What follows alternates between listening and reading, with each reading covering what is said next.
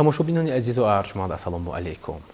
شام هر یک شمایان را به خیر و شادی میگوییم. باز هفته فرا رسیده است که برنامه طبی توصیه طبیبان را توسط تلویزیون 7 ستاره پیشکش هر یک شما گردانیده باشیم.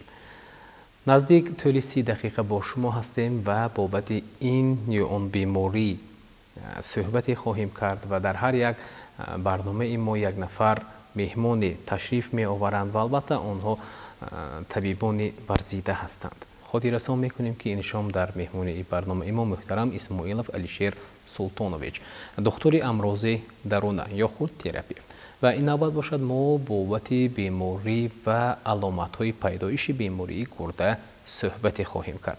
و خب دکتر، دعوت شما را به برنامه خوش آمدید میگفتیم و در نوبت اول میخواستیم معلومات عمومی دائری گوییم عضو جسم انسان معلومات پیش آورده باشد و بعداً اندیشه شما را بابت موضوع این شامینه خواهیم شنوید. تشکر زیاد. عضوهای درونه در بر میگیرد بسیار عضوهایی که آیا از روی تصنیف به سیستم ها جدا کرده می شود. سیستم های گردش خون، سیستم های نفس، سیستم های عضوهای پیشاب اخراج، سیستم های عضوهای تکیهگاه و ستون مهره. این سیستم گرده باشد، چیزی که موضوع گفتید گرده، این سیستم عضوهای اخراج به داخل می شود. عموما گیریم ارگانیسم انسان با 4 عضو هست که عضوهای رئیسه و داخل می شود. وقتی که همین از 4 عضوهای رئیسه یکی از گرفتاری بیماری می شود، تمام حالت ارگانیسم حالت ناگوار به فرامده، حالت ناگوار به حالت های صدمه یا حالت های تهدید به مرگ به آوردنش ممکن. لیکن خرسنده آورش همین که از طرف طبیعت انسان به همین عضوهای رئیسه جفت آفریدگی، شوش، گرده.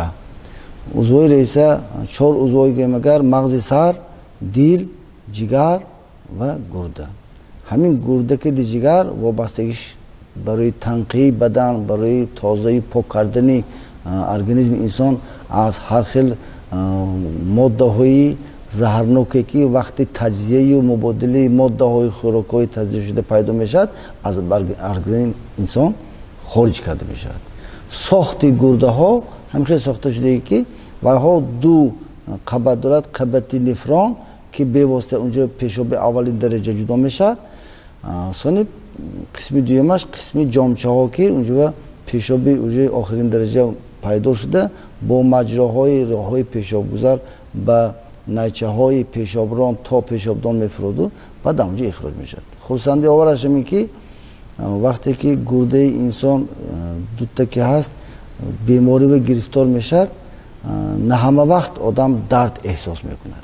برای که ساخت اناتومی گرده هانده هم نفرون و هم قسم جامچه هانده تارهای عصبی که درد احساس میکند نیست است. در گرده در جگر هم همطور دیگر، در خودی عضوهای داخله و روده ها به هم همطور دیگر، میده و اینچنین فقط بچه دام هم گیم که کپسوله میگوید پرده قبط بیرونی که همون پیچانده میشد همون عضو همون انده هست. کپسوله جگر انده گرده هم راه های پیشابنده هست درد احساس میکنه دیگه، لیکن خودی نفرون خودی بافته گرده انده درد احساس میکنه دیگه، طوری عصب نیست. پس اینجا من دکتر اندیشه شما رو میخواهم بابت یک سوال شنویده باشم. بعضا شاید بیشتر نفران با چنین گوییم درد و عنوان شما مراجعت کرده باشم، بعضا نفر میگن که گردم درد کرده ایستاده است.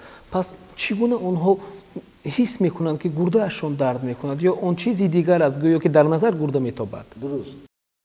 حاضر بسیار مردم طریق رسانه های اینترنت یا طریق تلفنی موبیلی یا طریق خودشون جهان بینیشون وسیع شدگی، لیکن طبیعت انسان همیشه که وقتی که دو انسان یا دیگرشون صحبت میکنن طریق تلفن یا روبرو، وقتی که انسان اگر درد میشنود که یگان جویرش یا دوستش یا اعضای اولش یگان خیلی ناراحتی است که درد میگوید، همین طبیعت انسان همیشه خصلتش است که همین احساس میکنه و منم همینجا درد احساس میگوید.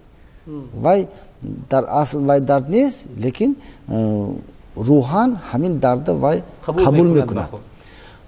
بسیار آدم پیش من بیام میبینن همه روزی که من گردم کسال یک بار بینید من میگم گردتون گوشونده میدونید می و تصورات درباره گرده وانده نیست لیکن همین میانش نشون میداد و میانم اونجا نیست آخه گرده در حقیقت در قفای شکم پرده جایگیر است وقتی که گرده بیمار میشد و اگر سنگ و خون نباشد روی پیشاب اگر درمانده خلای گرده نباشد گرده عموما درد احساس میکنه که تارای عصب گردنده عموما نیست درد میانه که بسیاری وقت وای گرده میگن وقتی که تشخیص و تفتیشات میگذاریم اکثریت 90-95% بیمارایی که درد میان کردی این استئوخوندروز یا رادیکولیت عضوهای همین مهرهای ستون مهره که در وقتی نوراساگی کاری همون عضوها یا که التهابی بافته های ستون مهره هم درد احساس تشکر زیاد و خب تماشابینان عزیز و ارجمند بار دیگر شما هر یک شمایان رو به خیر و شادی میگوییم و خاطررسانی میکنیم که این شام ما بابت بیماری گرده با دکتر امراض درونه محترم اسماعیل علیشیر سلطانویچ صحبتی داریم و اینجا من میخواستم دکتر چون بابت گویم وظیفه گرده ساخت گرده معلومات پیش آوردید و اکنون من میخواستم اندیشه شما رو چون بابت وظیفه های گرده شنویده باشیم وظیفه گرده در جسم انسان کدام رول رو نقش رو میبازد و آیا در حالی نبودن تصور کردیم در حالی نبودن گرده در جسم انسان آیا انسان زنده ماندنش ممکن است یا نه؟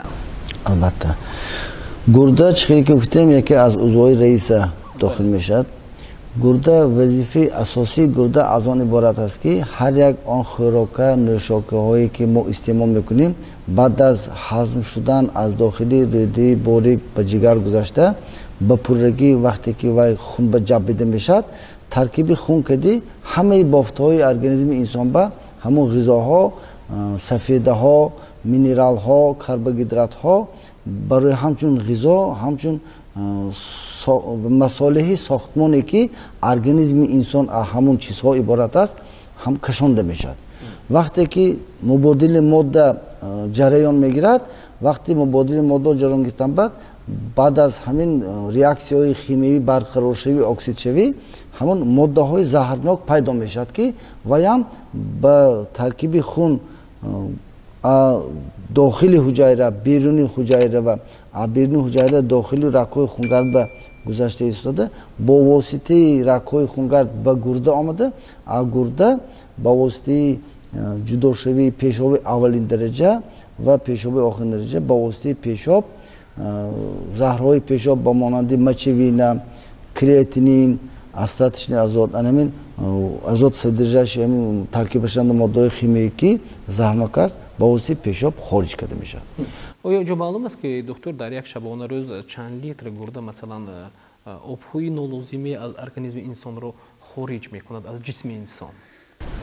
پیشاب اخراج شده وابسته انوشاکی مایعی که ارگانیسم انسان استعمال میکند وقتی که آدم مایع درجه بسیار استعمال میکند یک روز به ارگانیسم انسان تا 2 تا 3 لیتر تا 5 لیتر پیشاب خارج شدنش ممکن وقتی که آدم پیشاب آب کم استعمال میکند و دوام یک روز به تا نیم لیتر تا 200 گرم پیشاب خارج میشد خلاص همه صدمه ها همه حالت های ناگواری که ارگانیسم انسان گرفتار میشد صدمه های автомобилими یا یکی صدمه هایی که بلندی غلط دمی یا بیماری هایی که حرارتش بلند میشد و حالت های وزن به بعد از جراحی های کلان گرفته میشد دکتران انستیزیولوژ رنیماتولوژ ها احیاگرها یکمین اندیکاتوری که ارگانیسم انسان چخیل مبادله ماده گذاشته است و ها نایچه پیشاب نایچه کدی پیشاب دانه نایچه گذاری میکنن وقتی که قطروی دارو فرستندن و یا باید نظارت کنن که گرده کارکساس یا کارنکساس زهرالودشوی با مواد شیمیکات زهرالودشوی با داروواری یا حالت های میشد که سوی قصد به جان خود کرده بعضی جوان ها همین سویسید میگد داروهای کفش که گرفته میخورن بعد بیمارخانه بستری شدن یکمین وظیفه دکتران احیاگر و توکسیکولوژ ها همین حالت گرده کارش تفتیش کردنشان دکار و یا واردی وین قطروی داروها میفرستانن همون نایچه گذاری به پیشاب دان و پیشاب خارج شده حساب میکنن. خب تشکر زیاد. و اینجا من میخواستم دکتر اطراف این لحظه گوییم بیماری های گرده ایستاده باشیم و امروز بیشتر نفرانی که اگر تصور کردیم از آغاز سال تا امروز نفری مراجعت کنندگان به عنوان شما تخمین خیال میگیریم 100 نفر باشند، از این چند نفرشون با چنین شکایت مراجعت نمودند. بیماری های امراض درونی و من حسابات عرضی آمار شعبه ما همه ساله یکمین اول مقدار زیادترین بیماری که مراجعت میکنن بیماری های گردش خون کتی، فشار بلندی، بیماری اشمی دل. دوم بیماری های عضوهای راههای نفس. سوم با بیماری های معده روده. چهارم با سن بیماری های گرده و راههای پیشاب. همین بیماری های گرده در همه ساله آن بیماری هایی که راهی پیشاب و گرده که ما مراجعت میکنن و یا اکثرتشون بیماری های مزمن، برای که وها سالهای زیاد همین بیماری که دی مراجعت نکرده خود تبابت کردگی یا بیماری جهتی مزمن بگذشتگی از همین سبب وها آماده مراجعت میکنن تبابت میگیرن. علامت های بیماری گرده به 4 گروه جدا میشد. یکمش علامت های عمومی که و دیگر بیماری های التهابی و میشد. این بیمدارشوی عمومی، بی حال شوی، بی اشتیاقی، بلند شوی حرارتی بدن و کم قوتی. بیماری که خصوصا گرده و داخلشه، علامت هایی که بیماری گرده و داخلشه این سر وقتی که خواب بیدار میشد آدم زیر چشم ها و خلطچه پیدا میشد. بعد دل به حضوری پیدا میشد. یگان خیلی درد موضعی معین به نمیشد. این فقط وقتی تحلیل عمومی پیشاب و تحلیل عمومی خون بیوشیمی گفته ترکیب خوننده زهر پیشاب معین کده سگنده سونی معین میشد که در حقیقت پیشابنده همون سفیده ها بسیار و نشانه التهابی گرده ها این لیکوسیتوریه میشه. تشکر زیاد. و خب دکتر پوشیده نیست که دوام چند روزی اخیر حرارت ها گوییم در بیرون خیلی بالا رفته ایستاده اند و بعضا نفرانی هستند و انسان مجبور میشود که یک چیزی نوشد که خود را سرد نموده باشد و اندیشه شما بابت این چگونه است؟ اندیشه من همچون طبیب امراض درونی فرصتی مناسب استفاده برده به تمام تماشاگران همدیگران میگم که وقتی که ما تثبیت آب خنک استعمال میکنیم و همگی من 1-2-3 دقیقه وقتی که آب یخاب اگلوی ما میگذرد ما هم 1-2 دقیقه همین حلاوت میگیریم.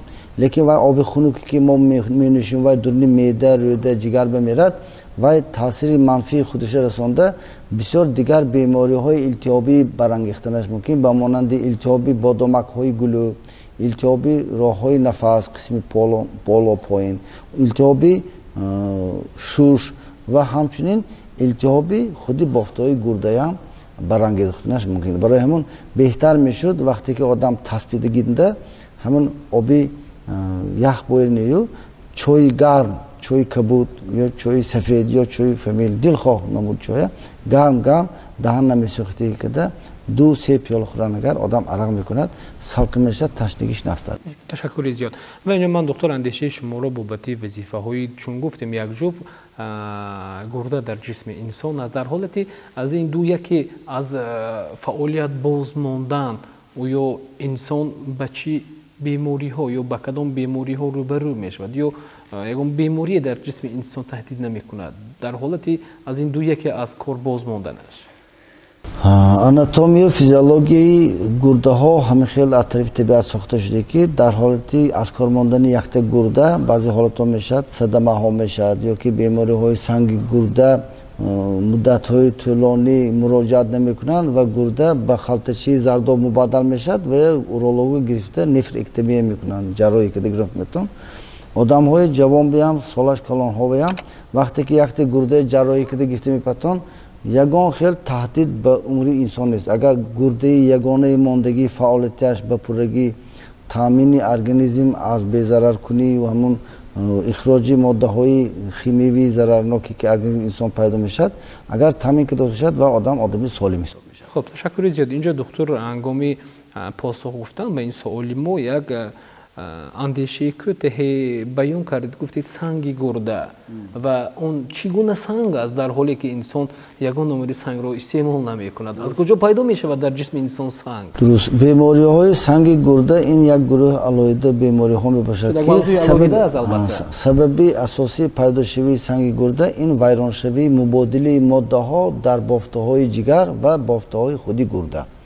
тарзи истеъмоли ин санге ки мо таркиби обандаҳай кумашҳай сангашҳай хоколуд лоиолуд такшинкада оби очиқашқӣ мекунанд ёки оби водопровод мекунанд, ин ягон хел барои пайдошавии санг дахолаташ нест.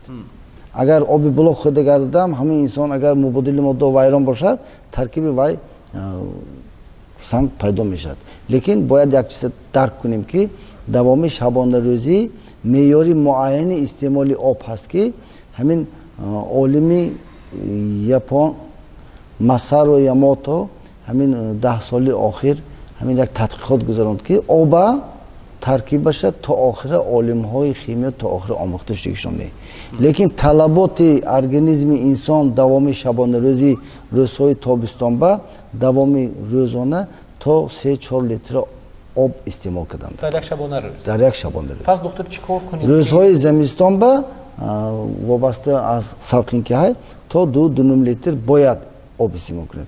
аз рӯи вазни килограмм гирем агар 30-40 миллилитр дар як ҳар килограмми инсон бояд об. агар одамизод 70 кило вазни баданаш бошад 4 кара 7 28 2 литру 800 3 литр об бояд истеъмол кунад. лекин бояд якта нуқтаи назара гуфта гузарем ки об гуфта дар назар дорем фақат об. яъне ягон намуди нӯшобаро шарбати лимӯ, шарбати компоти олуча ё себ, чойи кабуд, чойи фамил, компотҳо, оби шӯрбо, шир, инҳо гарчанде ки ташнашикан бошадам ҳамаи нӯшокиҳои газдору рангдорам аз он ҷумла гарчанде ки ва ё ташнашикан бошадам ва ё ҳамчун категории обба намеда вайҳо хӯрок ҳисоб мешаванд. баъди истеъмоли ин нӯшокиҳои газдору рангдор ё компотҳо аз ҷигар вақте ки мегузарад вай ҳолати модарзодиш ба мубаддал шуда об сони ҳамчун об аз тарафи организм истифода бурда мешавад.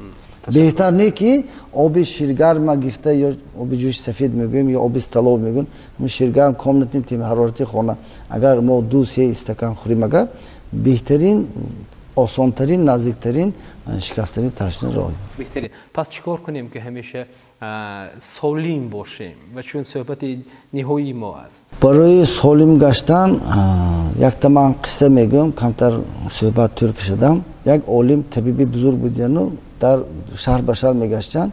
як ҷо омдияну ҳамон шаҳр ба чойхонао худшуно муарриф карданд ки ман табиб бемории гурда ҷигар асаб тобат мекунам. як ҳафта 2 ҳафта 4 ҳафта гузаштааст ҳеҷ кас муроҷиат намекунад. сони хестия пеши подшоҳи ҳамон шаҳр ба рафтиянд ки гуфтанд ки ман табиб ҳамхел беморҳо мемуд ягон кас муроҷиат накасоз шумо эълон кунед ки беморҳо мумкин ман ҳаё кадоси ҳами ман бепул ройгон тобат мекунам гӯд подшоҳ вазира ҷиғ зидиянд. вазир гуфтааст ки ин табиб чӯ бекор мондааст саволи табиб ба ҷавоб диҳед.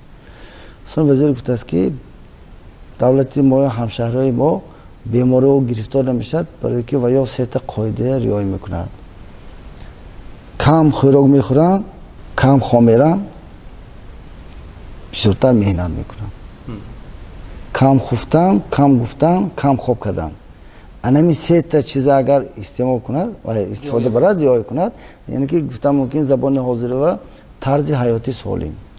рӯзи давоми рӯзи ва як шабонарӯз ба 8 соат 7 соат одам истироҳат карданаш дакор. 7 соат 8 соат фаъолияти меҳнатӣ карданаш дакор. бо ҳамтои дигар барои саломатии худаш ақалла 1 соат саҳар 1 соат бегоҳ одам роҳ гаштанаш дакор ки вай вақте ки мушакҳои организми инсон кор мекунад шарт не ки вай давидан ё ҷаҳидан ё ягон асбоби махсуси спорт ба машғул шудан шад. ҳамту роҳ гаштан ҳавои тозавиам кифоя ки организми давом 24 соат бардаму солим нигоҳ дорад.